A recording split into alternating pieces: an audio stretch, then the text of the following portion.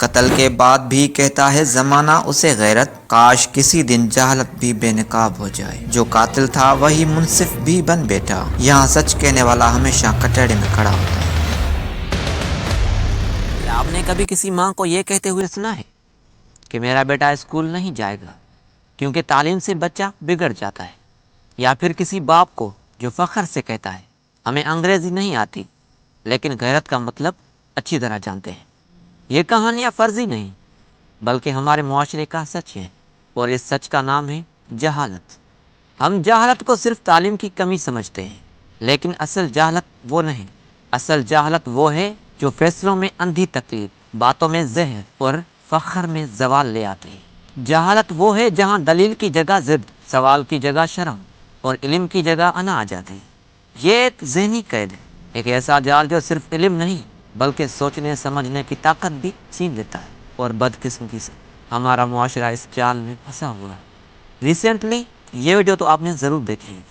اس video میں دکھنے والی عورت بنو بی بی، جس کا تعلق بلوچستان کے علاقے دگاری سے تھا، جو 5 بچوں کی ماں تھی، اور احسان اللہ جو اس کے انتخاب کا شوہر تھا، دونوں کو ان کے گھر والوں نے قبائلی جرگے کے حکم پر ایک سنسان صحرا میں گھسیٹ کر گولیوں سے ہلاک کر دیا۔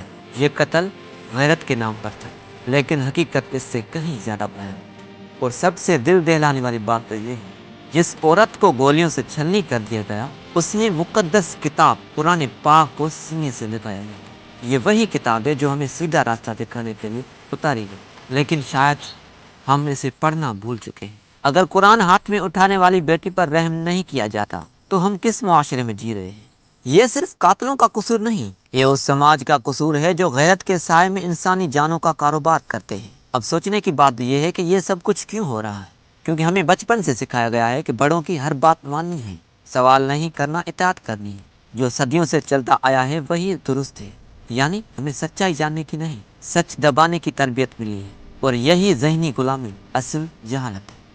کیا آپ نے کبھی سوچا کہ اگر ایک بچہ غربت میں پیدا ہو، تعلیم حاصل نہ کر پائے، پھر وہ اپنی نسل بڑھائے کیونکہ ہم اس میں ماہر ہیں، اور اپنی نسل کو بھی جہالت سونپے، تو یہ صرف ایک فرد کی ناکامی نہیں، یہ ایک نظامی ناکامی۔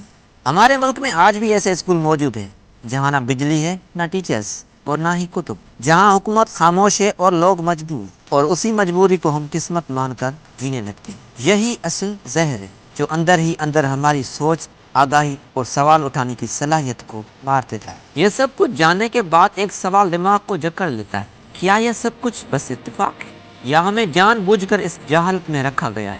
کیونکہ جتنا کم ہم جانیں گے اتنا ہی آسان ہوگا ہمیں قابو میں رکھنا۔ آپ خود سوچیں، ایک باشعور قوم سوال کرتی ہے مگر ایک جاہل قوم صرف نعرے لگاتی ہے۔ ہمیں اسکول تو ملے مگر سوچنے کی تربیت نہیں، ہمیں کتابیں تو ملی مگر سچ بولنے کی اجازت نہیں۔ تو کہیں یہ سب کچھ سوچی سمجھی سازش تو نہیں؟ اگر جہالت صرف ایک بیماری نہیں بلکہ ایک منصوبہ ہے تو سوال یہ ہے، یہ منصوبہ کس نے بنایا، اور ہمیں ذہنی غلام کس نے بنایا، ہم خود یا کوئی اور؟ یہ سب پردے اٹھیں گے اگلے چیپٹر میں، جہاں ہم صرف جہالت نہیں بلکہ اس نظام کا چہرہ دیکھیں گے جو ہمیں صدیوں سے خاموش رکھے ہوئے ہے۔ اگر آپ سمجھتے ہیں کہ جہالت صرف ایک فرد کا نہیں پورے معاشرے کا مسئلہ ہے تو اس ویڈیو کو دوسروں تک پہنچائیں، کیونکہ بات تب بنے گی جب سوال سب کریں گے۔